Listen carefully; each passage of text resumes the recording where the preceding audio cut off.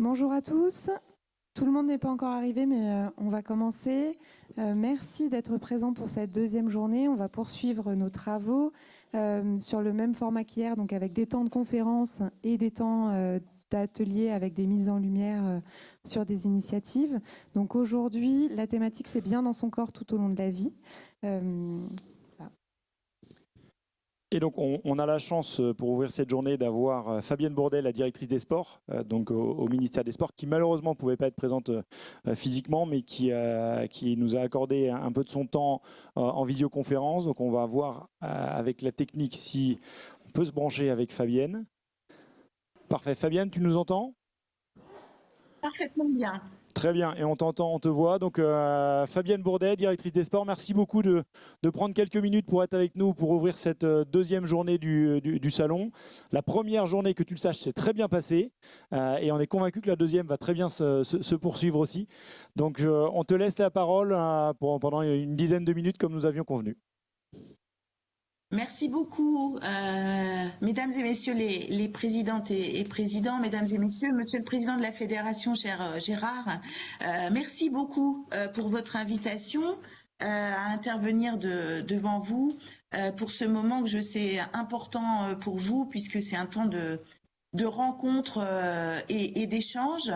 Et puis, je salue évidemment tout particulièrement les clubs clermontois qui ont permis l'organisation de cet événement, et je sais la place qui est la leur au niveau territorial.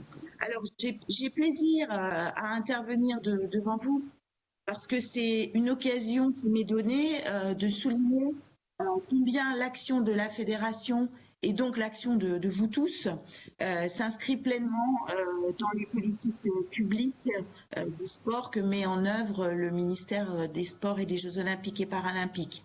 Alors bon, voilà, vous le savez tous, hein, dans cette période pré-olympique, et je crois important de rappeler que cet événement planétaire exceptionnel, qui est évidemment emblématique de la performance du sport au plus haut niveau, ne saurait exister si au sein de chaque fédération n'était pas proposée une offre de pratique qui commence toujours d'abord dans un club. Un des enjeux de la réussite des Jeux, vous le savez, réside dans l'héritage que va nous laisser finalement cet événement. La ministre rappelle souvent que nous aurons des Jeux olympiques et paralympiques réussis en France si nous sommes au rendez-vous en matière de sécurité, bien évidemment, et vous savez que c'est un élément particulièrement important au regard de l'ampleur de cette organisation, que ces Jeux seront réussis si bien sûr les athlètes français performent, et on s'y emploie, et que ces Jeux seront aussi réussis si un héritage est né de ces Jeux, et j'y reviendrai tout à l'heure.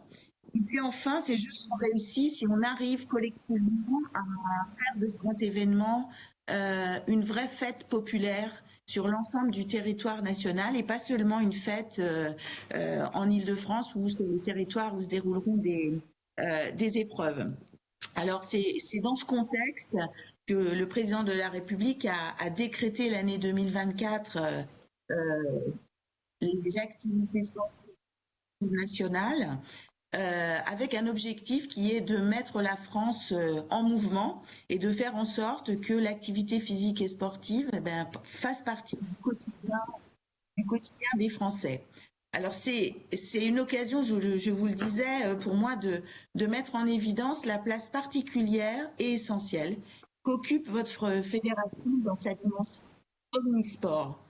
L'ancrage territorial de vos clubs que vous représentez aujourd'hui, et cette dimension particulière qui a la pratique sportive fédérale et plus transversale sont pour moi des atouts majeurs pour toucher des publics variés à la fois dans une approche loisir, mais aussi de santé publique, dont chacun mesure aujourd'hui l'importance au regard de la sédentarité croissante de la société contemporaine et des jeunes aujourd'hui. J'ai envie de vous dire, ce n'est sans doute pas un hasard, mais bien le fruit de votre projet fédéral. Si l'investissement des clubs de la fédération dans la politique sport-santé s'est traduit par la labellisation de 23 de vos clubs en tant que maison sport-santé, vous le savez, désormais inscrite dans la loi, dans le cadre d'un portage qui est un portage commun entre le ministère de la Santé et le ministère chargé des Sports. Cette labellisation maison sport-santé de certains de vos clubs, elle permet finalement, en tout cas elle facilite une transition entre un parcours d'activité physique adaptée qui peut s'adresser à un public qui présente des pathologies particulières ou tout simplement qui peuvent être à un moment donné éloignés de la pratique pour différentes raisons. De permettre cette transition vers un parcours d'activité physique adaptée, entre un parcours d'activité physique adaptée et une pratique régulière en club. Je voulais aussi vous dire que les Jeux paralympiques vont être une formidable opportunité de valoriser le sport pour les personnes en situation de handicap. Et je mets à profit cette intervention devant vous pour vous dire combien il est important de se mobiliser encore davantage sur le sujet de l'inclusion. Vous savez que le ministère porte, en lien avec le Comité paralympique et sportif français, un programme intitulé 3000 clubs inclusifs qui vise à accompagner des clubs qui souhaiteraient accueillir des personnes en situation de handicap dans de bonnes conditions, notamment avec une prise en charge de la formation. Donc le potentiel de club que vous représentez, et encore une fois je ne reviens pas sur l'arrêté en tant que club omniscient, là c'est être encore davantage activé, et je vous en remercie par avance. Et puis pour terminer, et je sais que c'est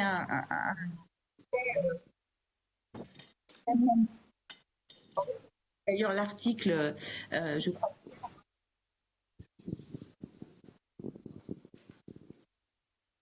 en exergue votre rencontre aujourd'hui.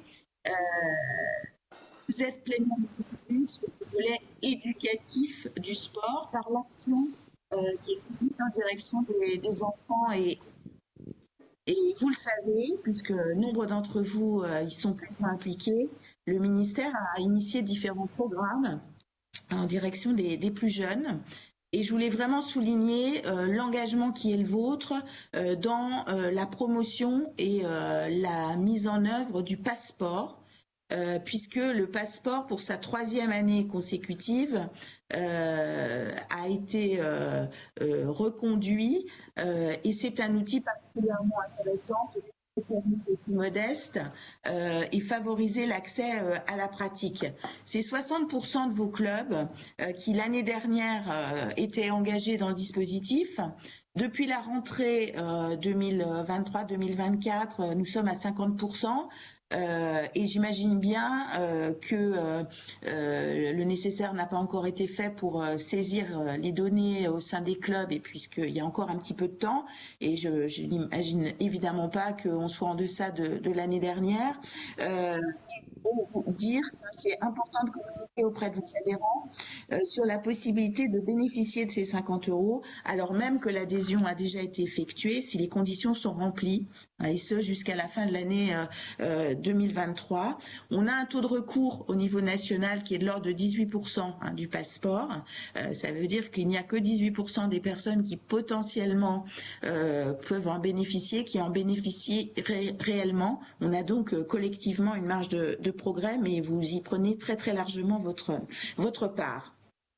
Alors, comme vous le savez, les ministres ont initié un dispositif pour toucher particulièrement les plus jeunes, se déploient les 30 minutes d'activité physique et sportive quotidienne dans les écoles élémentaires et a été lancé l'année dernière à titre expérimental le dispositif des 2 heures de sport en plus au collège.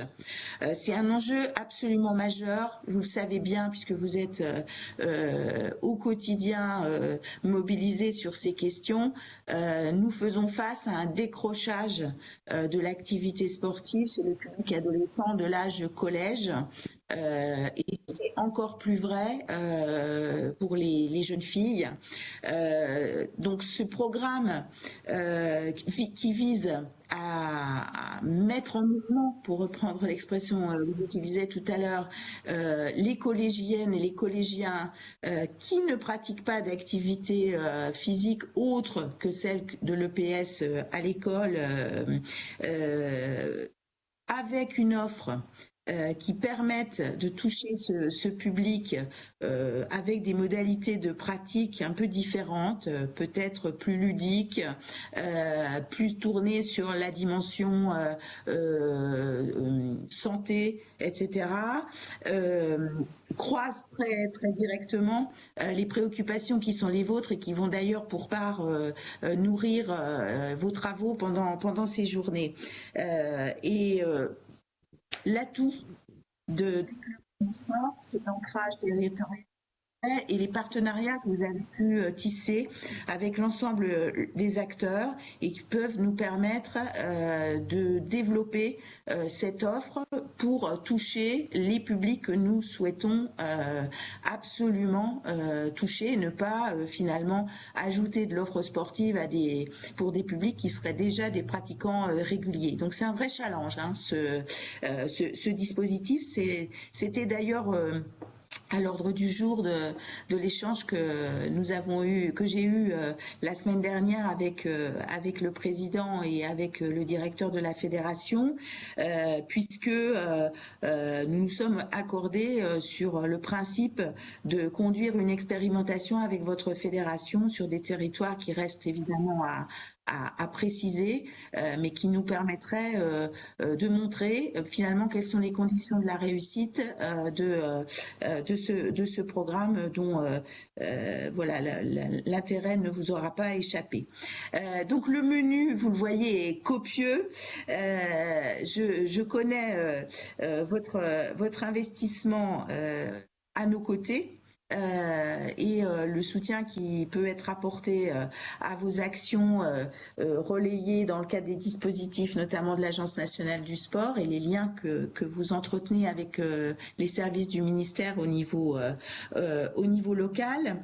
Je sais que vos ateliers, puisque ces journées, elles sont organisées sous l'égide de l'échange, hein, et je sais que les ateliers thématiques qui sont proposés vont permettre des échanges nourris et en particulier un partage autour des pratiques innovantes. Donc on est bien au cœur de mon propos.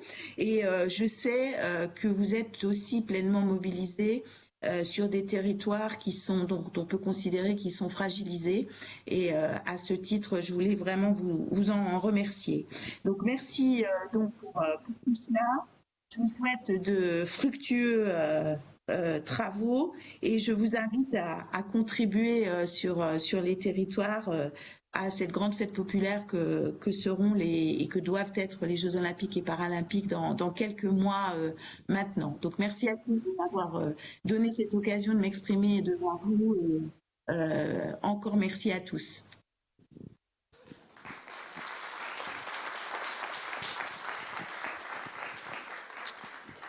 Merci à toi, Madame la directrice, chère Fabienne, pour ces mots. Tu sais bien exprimer ce que nous avons à cœur, ce lien entre les Jeux Olympiques et toutes les actions transversales qu'il faut mener, le porter dans toute la question de l'héritage sur lequel nous, on est déjà en train de travailler, puisqu'on est moins mobilisé sur l'événement jeu au point de vue sportif. Par contre, on l'est beaucoup sur l'héritage.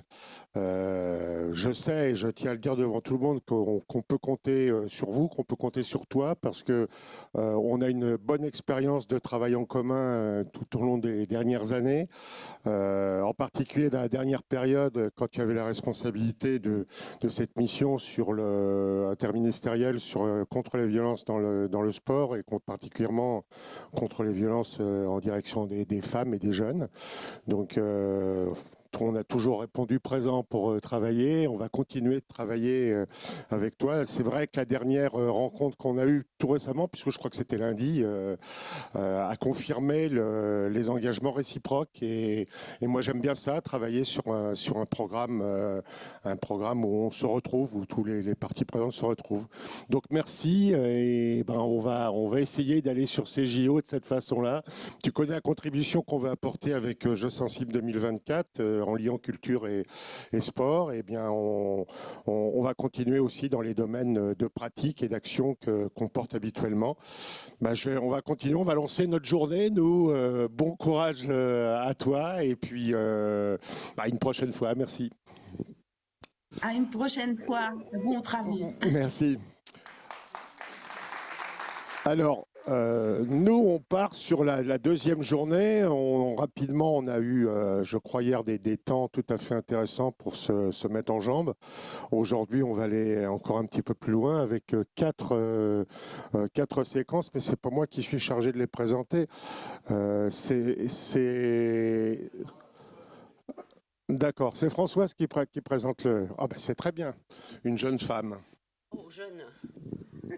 Il est gentil, le président. Bonjour, Françoise Chollet. Moi, je suis l'ex-directrice de la Jeune France à Cholet, en Maine-et-Loire, en retraite depuis peu. Et actuellement, je suis au comité régional des Pays de la Loire. Donc, on m'a demandé d'introduire cette journée. D'abord, bonjour à tous et toutes. La journée d'hier a été consacrée au public enfant. Celle d'aujourd'hui va s'intéresser aux adultes et en particulier à ceux qui sont plus éloignés de la pratique. Si lors de la période de Covid qu'on a traversée, le souci majeur des clubs a été de fidéliser leurs adhérents habituels et de les faire revenir à la pratique d'activités physiques et sportives, l'enjeu maintenant est peut-être différent. Il va peut-être être de diversifier les publics et de se centrer sur ceux et celles qui ne pratiquent pas ou peu, les publics qu'on appelle sédentaires. Une enquête de l'INGEP et de la Direction des sports réalisée en 2020 a montré qu'un quart des personnes âgées de 15 ans et plus en France ont peu ou pas pratiqué d'activités physiques et sportives au cours des 12 derniers mois. Évidemment, c'est hors période de confinement. Dans ce panel-là, 2/3 sont des femmes, plutôt âgées et moins diplômées que la moyenne. Cette enquête met en évidence les principaux freins empêchant la pratique et les publics qui les caractérisent. Le premier frein, ce sont les problèmes de santé et ou un métier physiquement éprouvant. Ça concerne un public en très grande majorité de plus de 50 ans, avec parfois une tendance au surpoids ou à l'obésité, le plus souvent ne possédant pas le bac et avec parfois des problèmes de revenus. Pour nous, l'enjeu, ça va être d'adapter évidemment les activités en fonction des problèmes de santé, des pathologies et de diversifier, d'individualiser pour répondre aux difficultés de chacun. Le deuxième frein soulevé par cette enquête, c'est des difficultés, ce sont des difficultés de sociabilité. On a affaire à un public qui a peur du regard des autres, qui manque de confiance en soi, qui a un réseau social limité avec parfois des problèmes de solitude, un public plutôt âgé, retraité ou inactif et qui vit souvent seul, avec même parfois des difficultés financières. Là, l'enjeu pour nous, ça va être de créer un cadre qui mette en confiance, qui privilégie l'ambiance du cours, l'accompagnement pour faciliter l'accès au club. Le troisième frein à la pratique, ce sont le cumul des contraintes familiales, professionnelles et scolaires. Tous ces temps, qu'on dit des temps sociaux mélangés qui posent problème. Donc là, on a affaire à un public plutôt jeune, dans la tranche 30-50 ans, actif, donc au travail, souvent en couple, avec enfants, mais plutôt en bonne santé. Là, l'enjeu pour eux, c'est évidemment trouver le temps de la pratique. Et l'enjeu pour nous, ça va être d'adapter les horaires. Et là, peut-être que le sport en entreprise peut prendre toute sa place. En particulier pour nous, en proposant des offres adaptées dans le monde du travail, avec une offre très diversifiée et sur mesure. Le quatrième et dernier frein, c'est le désintérêt pour le sport. Là, c'est un public qui s'intéresse à d'autres activités, qui n'a pas vraiment envie de se mettre à l'activité physique.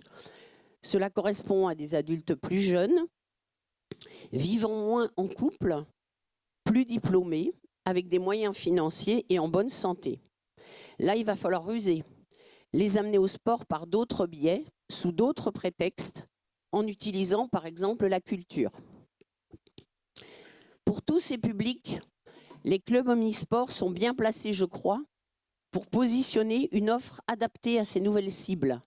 Nos atouts, on les connaît tous, la diversité des activités qu'on propose, la transversalité qu'on sait mettre en œuvre, la qualification et la polyvalence de nos éducateurs sportifs, et peut-être et même surtout, notre capacité à créer du sur-mesure et à nous renouveler. Tout cela peut effectivement servir le développement de nos clubs en proposant des solutions innovantes pour ces publics sédentaires. L'étude que je viens de vous présenter très brièvement a servi, avec les différentes problématiques qu'elle soulève, à élaborer le programme de ce vendredi. Cette journée centrée sur les adultes va donc encore nous permettre, comme hier, de nous enrichir collectivement et mutuellement des expériences déjà tentées, des nouveautés mises en place par tel ou tel club pour accueillir ces publics éloignés de la pratique, sans aucune pratique ou avec une pratique très limitée. La plus-value de ce salon est bien là, dans ce partage, dans ces échanges qui nous permettent de repartir chacun dans nos territoires avec des idées nouvelles et des envies de tester de nouvelles opportunités. Je vous souhaite donc à tous et toutes une journée riche et fructueuse. Merci de votre attention.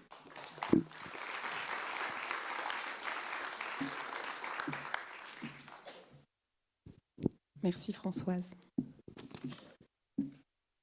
On va donc commencer la première partie de la vie médicale à la mise en activité. Et donc, je vais appeler Martine Duclos, qui est présidente du comité scientifique de l'ONAPS, sur la conférence Mise en lumière des notions d'inactivité physique et sédentarité, les impacts santé du déficit d'activité physique, les enjeux sociétaux et économiques. Tout un programme.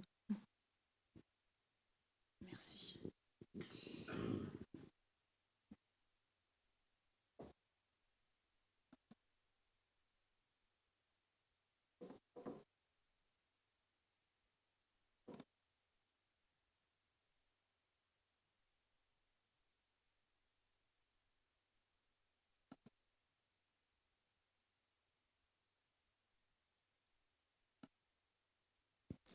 Bien, bonjour à toutes et à tous.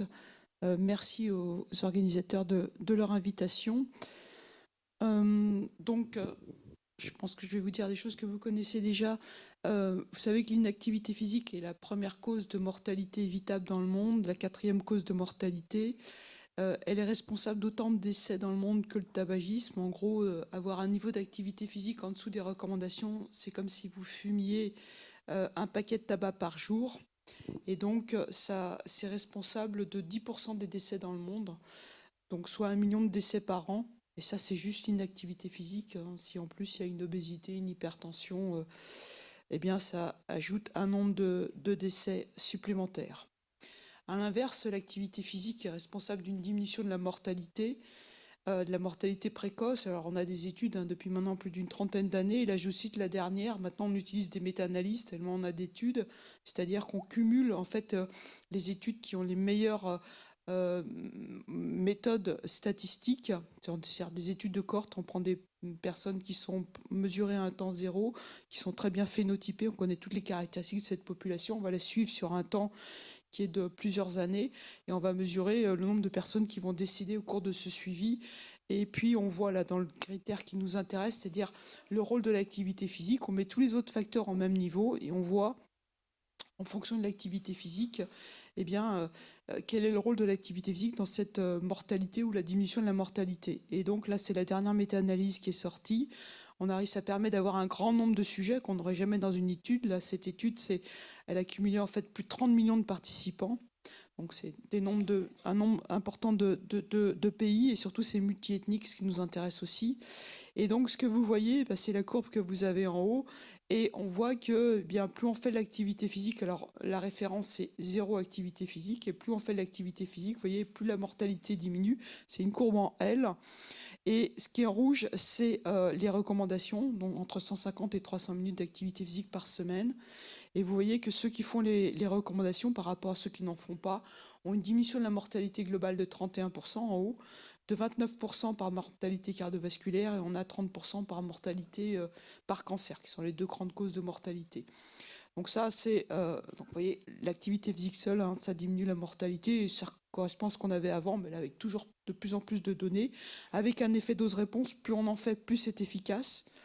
Et surtout, ce qui est important, et c'est ce qu'on sait maintenant, c'est que même quand on en fait la moitié par rapport aux recommandations, c'est-à-dire non pas 30 minutes par jour, mais 15 minutes par jour, on a aussi un effet significatif avec une diminution de la mortalité de 20%.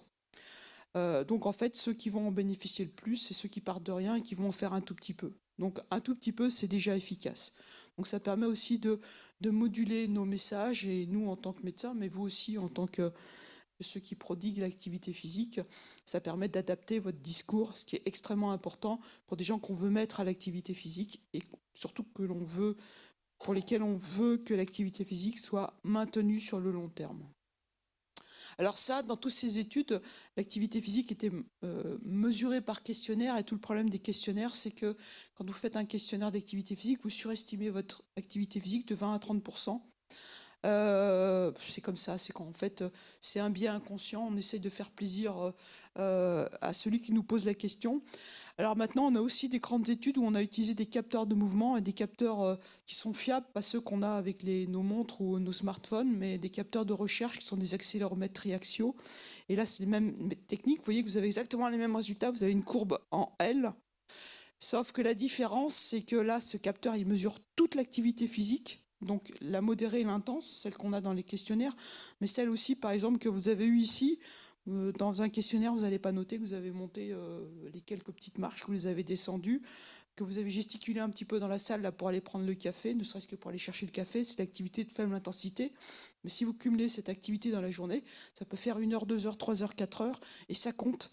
Et effectivement, eh bien, en fait, tout à l'heure, c'était 30%. Toutes les études, il y a des questionnaires, c'est 30% quand on fait de l'activité physique régulière.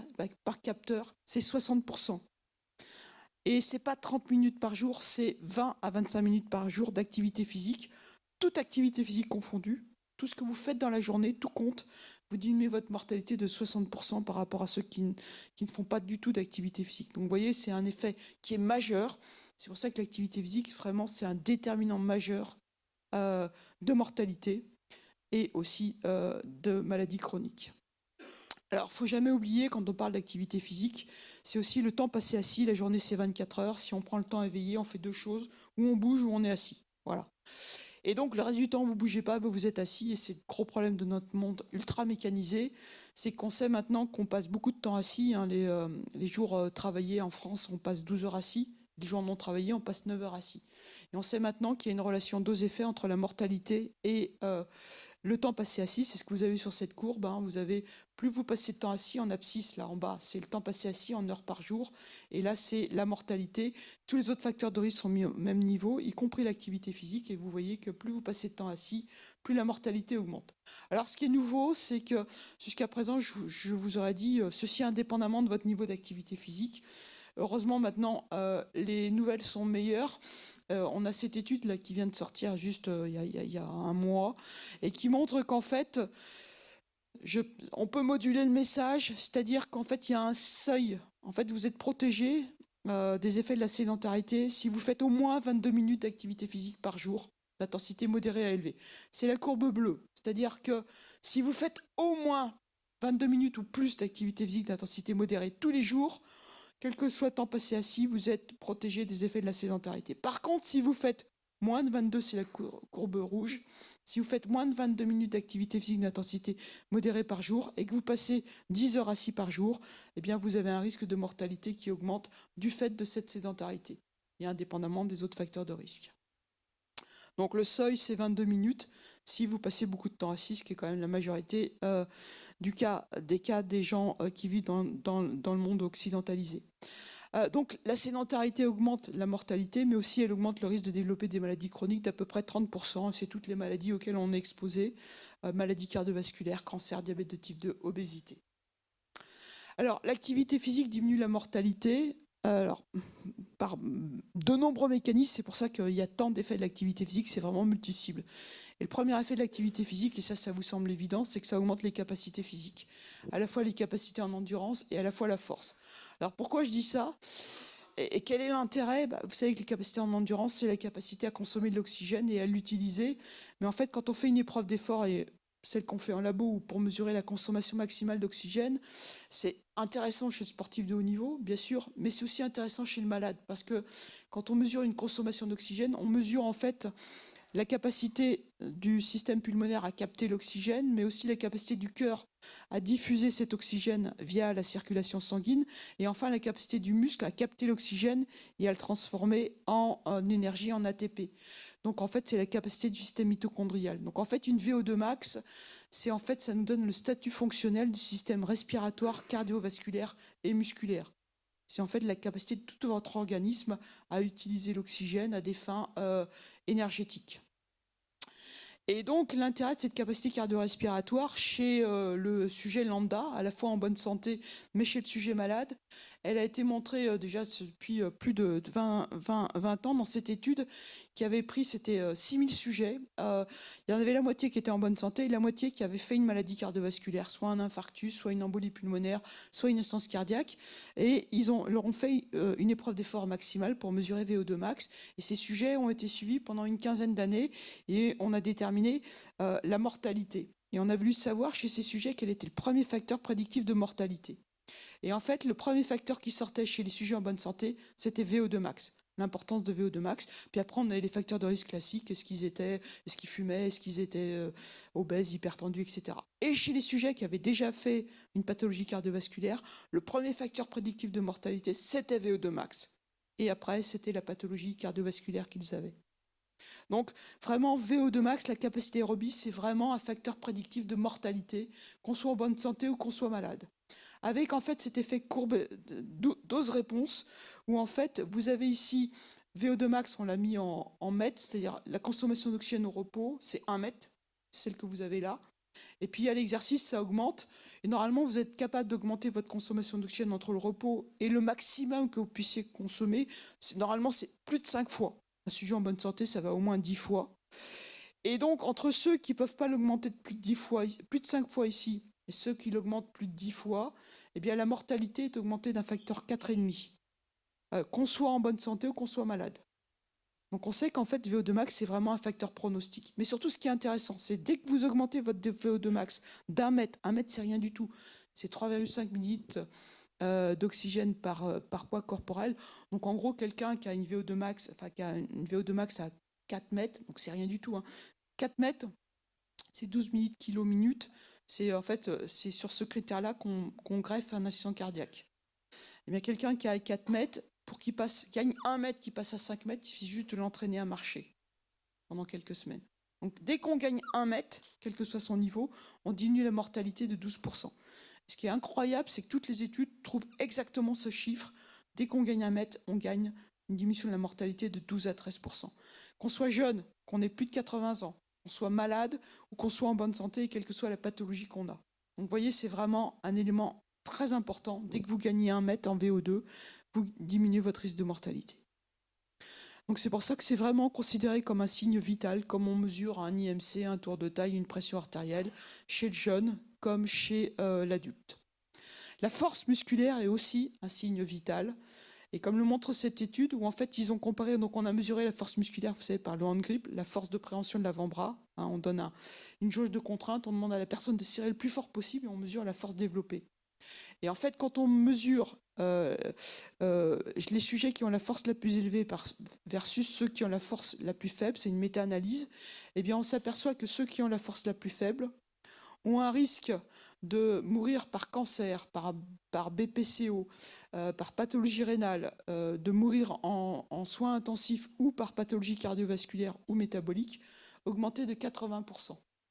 Donc la force musculaire aussi, c'est un facteur prédictif de mortalité, qu'on soit en bonne santé ou qu'on soit malade, qu'on soit jeune ou qu'on soit âgé. C'est pour ça que dans les entraînements, on demande dans les recos de faire à la fois de l'endurance et du renforcement musculaire. Donc en fait, l'activité physique, on a vu que c'était un facteur prédictif de mortalité et ça diminue aussi le risque de développer toutes les maladies chroniques, diabète de type 2, pathologie cardiovasculaire, cancer. Ça augmente aussi la santé mentale, ça diminue le risque de développer des pathologies mentales. C'est aussi un traitement à part entière de toutes ces maladies et puis ça maintient la santé. Qu'on soit adulte, qu'on soit enfant, et même chose chez la personne âgée, où ça permet d'avoir un vieillissement en bonne santé. Je m'arrête juste sur quelques résultats. Maintenant, on a 6 cancers pour lesquels on sait que l'activité physique diminue de 25% le risque de développer ces cancers. Cancer du sein, du côlon, de l'endomètre, donc c'est l'utérus, mais on a rajouté le cancer de la vessie, le cancer de l'œsophage et le cancer du cardia, la partie haute de l'estomac. Et il y a de plus en plus de cancers pour lesquels on a des évidences. Le poumon, le pancréas, les cancers du sang, voilà. Et plus ça va, plus on a d'évidence pour dire que l'activité physique, c'est vraiment un facteur de prévention. Et ça, c'est l'activité physique seule. Si en plus vous avez une nutrition adaptée, vous avez encore plus de prévention, etc. On sait aussi que l'activité physique, après le diagnostic de cancer, ça diminue le risque de récidive et de mortalité par cancer pour le cancer du sein, du côlon et de la prostate. Ça diminue le risque de 40%, ce qui était énorme. C'est aussi un facteur de prévention des maladies cardiovasculaires, comme je vous le disais, avec maintenant des chiffres qui sont extrêmement importants, c'est-à-dire que quand on prend des accéléromètres, eh bien vous voyez, c'est ce que vous avez en haut, vous avez un effet dose-réponse. Donc maintenant, ce qu'on sait, avant on disait ouais, il ne faut pas en faire trop pour les maladies cardiovasculaires, au-delà d'un certain nombre d'heures, non, on va augmenter le risque de maladies cardiovasculaires, non. C'est plus vous en faites, plus c'est efficace, et surtout il n'y a pas de limite minimale, c'est-à-dire dès que vous en faites un petit peu, vous diminuez vos risques cardiovasculaires. Et plus vous en faites, plus c'est efficace et on peut diminuer les risques jusqu'à 60% si on fait de l'activité physique. Alors à condition qu'on ne fasse pas n'importe quoi. Si vous commencez à faire de l'activité physique d'intensité modérée à intense, que ça fait 20 ans que vous n'en avez pas fait, que vous fumez, que vous avez une obésité et que vous êtes hypertendu, je ne vous dirais pas d'en faire 5 heures par semaine, c'est clair. Mais quand vous en faites régulièrement, que vous n'avez pas de facteur de risque, tous les facteurs de risque sont bien équilibrés, vous pouvez en faire 5, 6 heures, 7 heures si vous avez envie. Ça ne veut pas dire qu'il faut le faire obligatoirement. Mais si ça vous plaît, il n'y a pas de limite supérieure à condition que la récupération soit bien sûr de bonne qualité. L'anxiété, vous savez que l'activité physique est aussi efficace que les anxiolytiques, que le Lexomil et autres. Ça marche aussi bien et vous n'avez pas les effets secondaires du traitement. Même chose pour la dépression, l'activité physique est aussi efficace que les antidépresseurs pour les dépressions légères à modérées. Et pour les gens qui ne peuvent pas, qui ont du mal à se bouger parce qu'ils ne sont pas bien, si vous rajoutez de l'activité physique aux antidépresseurs, c'est plus efficace que les antidépresseurs seuls. Et puis n'oubliez pas, votre cerveau, on l'oublie toujours, enfin trop souvent, par rapport, on pense que le muscle et le cerveau, ça n'a rien à voir. Si, là vous avez un cerveau, vous avez le vôtre, là, vous êtes assis tranquillement. Alors normalement, les zones activées, elles sont vers le rouge. Donc vous voyez, c'est bleu, c'est froid. Et puis la même chose, si vous faites 20 minutes de marche, vous voyez qu'il y a beaucoup de zones cérébrales qui s'activent juste après 20 minutes de marche.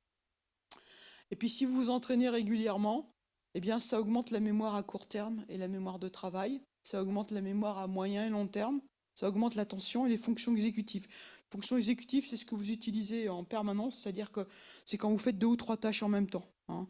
Vous travaillez sur l'ordinateur, vous faites attention au bruit, vous travaillez sur l'ordinateur, vous écoutez ce que je raconte, et vous regardez votre smartphone en même temps. Voilà. Et c'est les premières fonctions exécutives, c'est les premières fonctions qui sont atteintes quand on vieillit. Voilà. Et puis, ça correspond aussi à des modifications qu'on peut voir sur le cerveau en IRM fonctionnel ou en imagerie.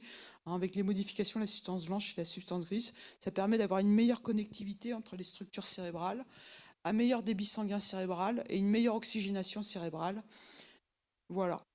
Ça diminue le risque de démence, quelles que soient les causes, de 30%, c'est ce que montrent les méta-analyses, donc démence Alzheimer, mais autres types de démence. Ça diminue le risque de maladie de Parkinson aussi de 30%, donc c'est vraiment une thérapeutique non médicamenteuse et c'est bien prouvé.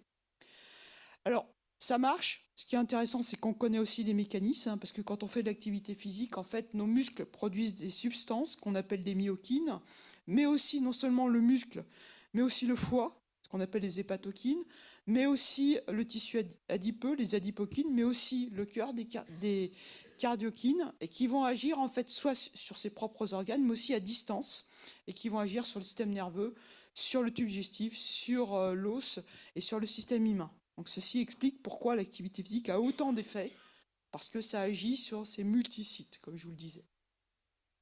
Donc l'activité physique est vraiment un déterminant majeur de santé, ainsi que la diminution du temps passé assis. Alors, quel est le bilan d'activité physique et de sédentarité en France ? Eh bien, alors dans le monde, on sait que les femmes sont moins actives que les hommes, et on sait qu'à peu près, si on prend les pays développés, il y a à peu près 40% de la population qui est physiquement inactive. En France, effectivement, même chose, hein, les femmes font moins d'activité physique que les hommes, toujours par questionnaire. C'est 45% des femmes qui déclarent avoir un niveau d'activité physique suffisant, contre 55% des hommes.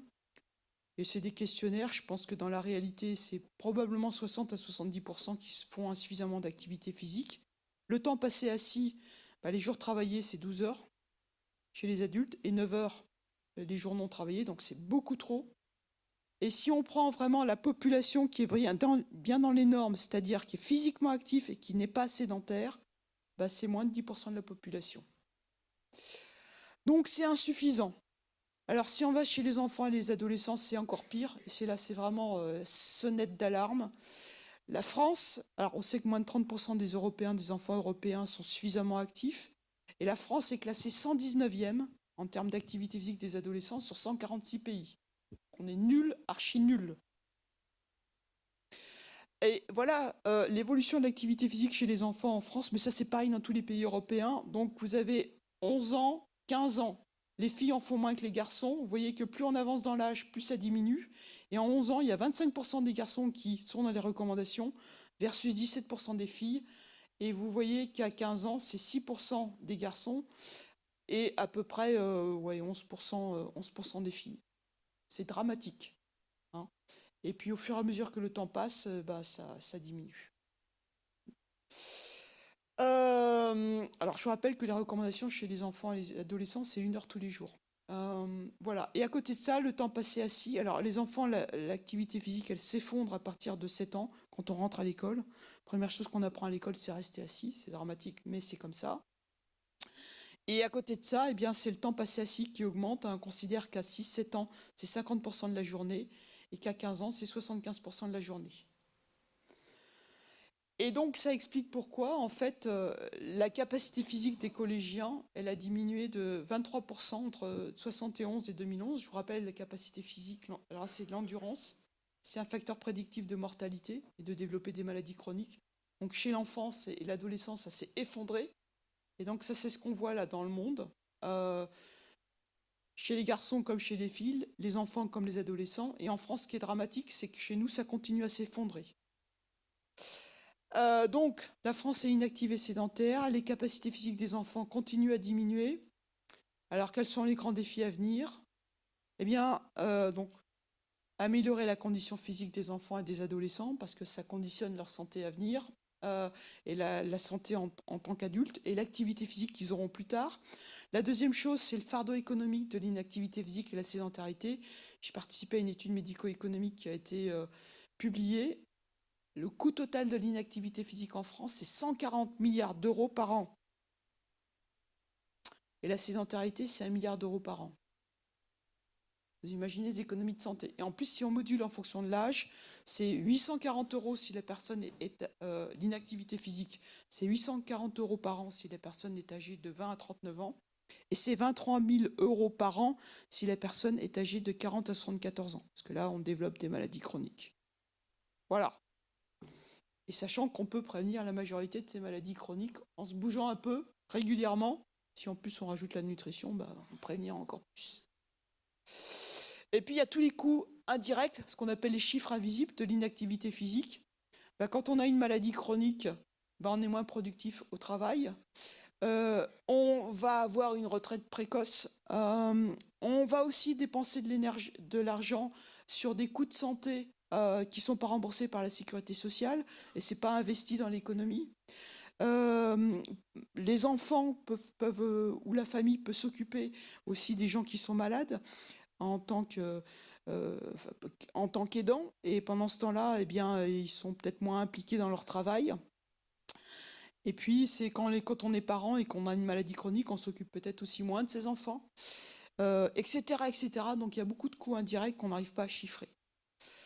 Et puis, ces maladies chroniques, en plus, elles continuent à augmenter, mais alors que les thérapeutiques s'améliorent, les maladies chroniques augmentent. C'est le cas du cancer, qui est actuellement la première cause de mortalité en France.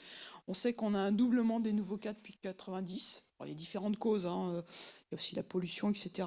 Puis le fait qu'on ait des pistes de plus en plus tôt, mais aussi le fait qu'on est de moins en moins actifs.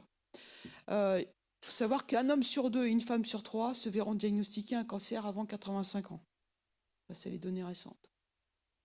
Les maladies cardiovasculaires aussi qui continuent à se développer. Hein. Première cause de mortalité chez la femme quand même. La population qui vieillit. Et actuellement, en plus, qui vieillit, puis on a de plus en plus de centenaires. Actuellement, on a 30 000 centenaires. On en aura entre 70 000, sur une estimation centrale, dans les années 50. Et puis, dans les années 2070, on en aura probablement 200 000. Donc avec des coûts de santé qui vont avec. Parce que si on vit très vieux en France, on vit très vieux mais en mauvaise santé.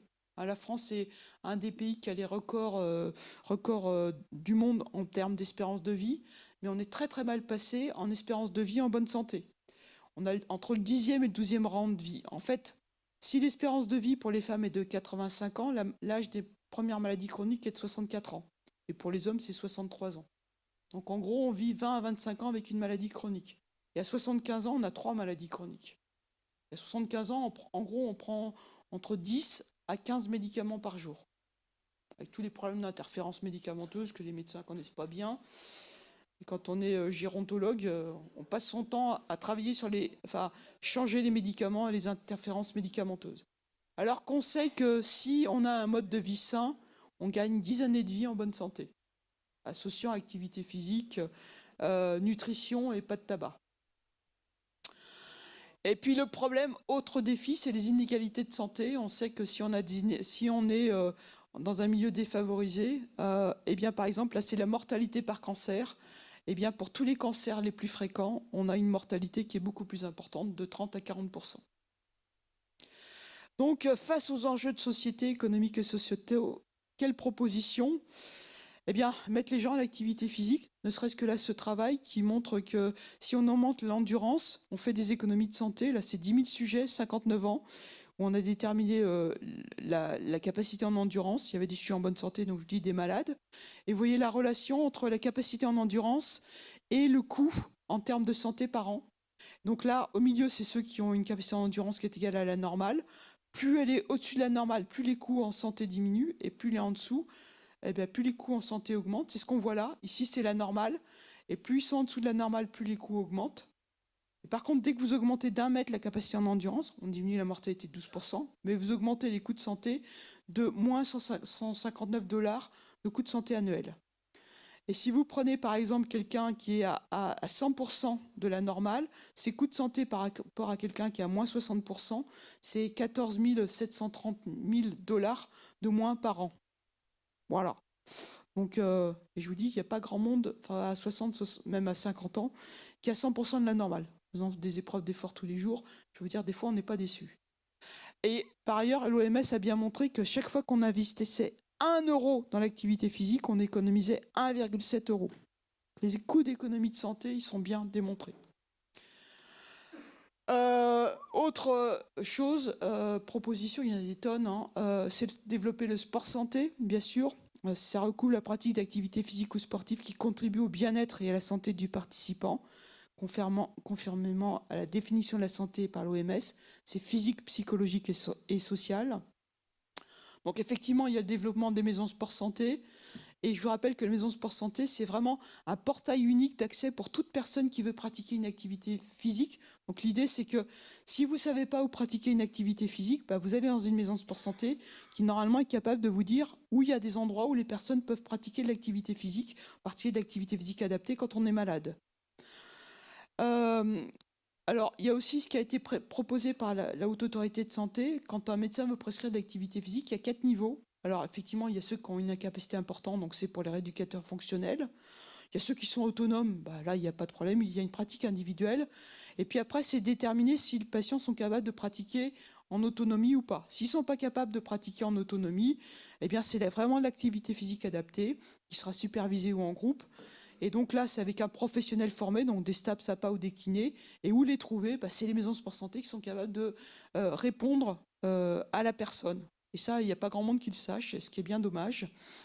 Et puis ensuite, ils sont mis dans des dispositifs. Puis ensuite, si la personne est capable de pratiquer en autonomie, mais quand même besoin d'un professionnel, eh bien, c'est là tout l'intérêt, effectivement, des clubs omnisports, et puis de ce que vous avez dans le médico-sport santé, donc des fédérations sportives qui ont adapté leur sport aux malades, avec en particulier le walking, le football en marchant, avec des terrains plus petits, interdiction de courir, ou avec le rugby touché. Donc en conclusion, il est clair qu'il faut développer la prévention tertiaire, donc avec l'activité physique en tant qu'intervention non médicamenteuse. Il faut vraiment renforcer les compétences sur l'activité physique, sur le changement de comportement. L'énorme problème, et c'est encore la déception récente sur l'activité physique adaptée qui n'est pas financée par le ministère. Je n'entrerai pas sur le sujet parce que je fais partie de la commission Delandre et on nous avait promis avec plein de guillemets, enfin on était sûr que ce serait financé, et puis au dernier moment ils se sont désistés en disant ah non, ça coûte trop cher. C'est des promesses qui ne sont jamais tenues, alors qu'il y a des preuves des économies de santé qui seraient obtenues si l'activité physique était pratiquée par les patients.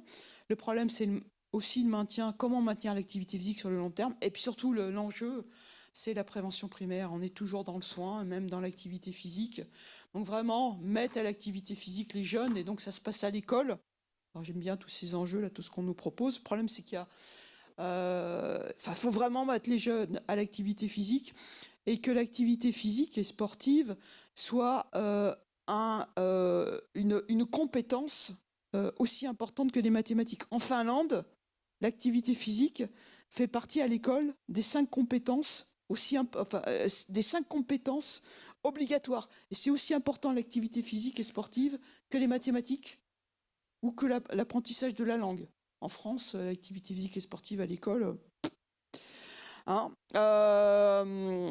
je sais, parce que je travaille avec le ministère de l'Éducation nationale, je peux vous dire que c'est extrêmement compliqué. Et puis, effectivement, développer les structures et les milieux favorables à l'activité physique. Et effectivement, les clubs omnisports, vous jouez un rôle extrêmement important. Et bien sûr, on est tous concernés. Ce n'est pas que les profs de sport, ce n'est pas que les médecins, c'est aussi les urbanistes, les politiques. Voilà. Je vous remercie.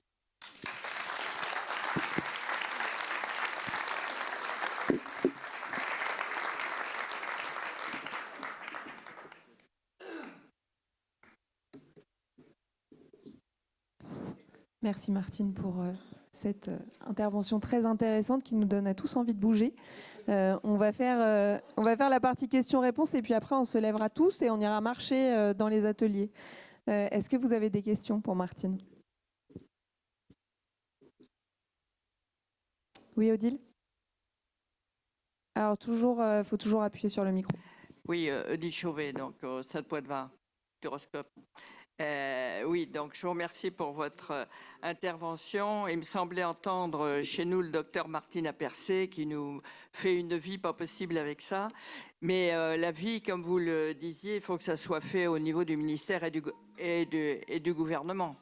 Parce qu'il faut vraiment qu'ils comprennent, qu'ils comprennent ce que c'est l'utilité. Et là, on en est excessivement loin. Et c'est surtout que les éducateurs à l'école, il faudrait qu'il y ait vraiment des profs de gym, mais des vrais, et pas le pauvre, celui qui veut bien le faire. Voilà. Vous avez tout à fait raison. Pourtant, c'est pas faute d'être informé. Je peux vous assurer qu'avec François Carré, enfin bon, voilà. Mais vous avez tout à fait raison. Et puis que surtout en primaire, ce ne soient pas des maîtres d'école, mais qu'ils soient formés. Ils ont presque plus de formation. Enfin, ils ont moins de 3 heures. Donc voilà. Et ainsi que les directeurs d'école, hein. C'est la même chose pour les 30 minutes à PQ. Ça marche très bien quand vous avez un directeur d'école ou un recteur d'académie qui est motivé. C'est ce qui se passe à Créteil. Si vous avez un directeur d'école qui est pas motivé, c'est impossible. C'est impossible. Alors que voilà, bon. Deux petites questions. Est-ce que la station, quand on travaille debout, est-ce que le fait d'être debout, ça a une efficacité ou pas? La réponse est non. Ce qu'il faut faire, parce qu'en fait, quand on est debout, même en termes sémantiques, pour nous, physiologistes, être debout, c'est la même chose que la sédentarité. C'est-à-dire qu'en fait, vous ne faites pas bouger vos jambes. La sédentarité, c'est lié en fait à l'inactivité de vos muscles, des membres inférieurs et du débit. Et en fait, non, vous ne faites pas travailler. Alors en fait, ça marche quand vous passez de la position assise à la position debout. Vous avez un effet pendant 5 à 10 minutes et puis après, c'est comme si un Swiss ball est plus conseillé alors dans ce cas-là de s'asseoir sur un Swiss ball, un gros ballon. Alors le Swiss ball, c'est pareil. Le Swiss ball, si vous restez assis sans utiliser le Swiss ball, en soi, le Swiss ball, il serait intéressant si on était formé au Swiss ball, parce que sur le Swiss ball, on peut normalement faire travailler ses adducteurs, etc. Mais les gens ne sont pas formés au Swiss ball. Et en plus, maintenant, on fait des Swiss balls qui sont mis sur des socles, parce qu'effectivement, au milieu de travail, on a peur que les gens se cassent la figure à accident de travail. Donc dans ces cas-là, le Swiss ball, il a juste intérêt pour faire travailler sa colonne lombaire, mais pas pour faire travailler ses membres inférieurs. Donc du coup, on ne lutte pas contre la sédentarité. Donc ce qui marche, c'est les bureaux actifs. Les bureaux avec des petits pédaliers, voilà. J'ai vu juste une dernière question. J'ai vu sur une de vos slides, c'était marqué low product at work. Est-ce que vous avez une étude, parce qu'en France, il n'existe pas une étude poussée comme celle-là, une étude poussée sur justement la meilleure productivité pour un salarié qui fait du sport. Ah oui, il y a des études là-dessus. L'activité physique. Oui, il y a des études là-dessus. Ouais. Études internationales ou ouais, il y en a. En France, on n'a pas grand-chose là-dessus. Si. Il y a des études qui montrent que la productivité augmente. Ouais, productivité augmente. Il y a une diminution du présentéisme, une diminution de l'absentéisme. Oui. Ça fait peur aux syndicats aussi. Chez nous, les partenaires sociaux, ça leur fait peur, des études comme ça. Ok, merci.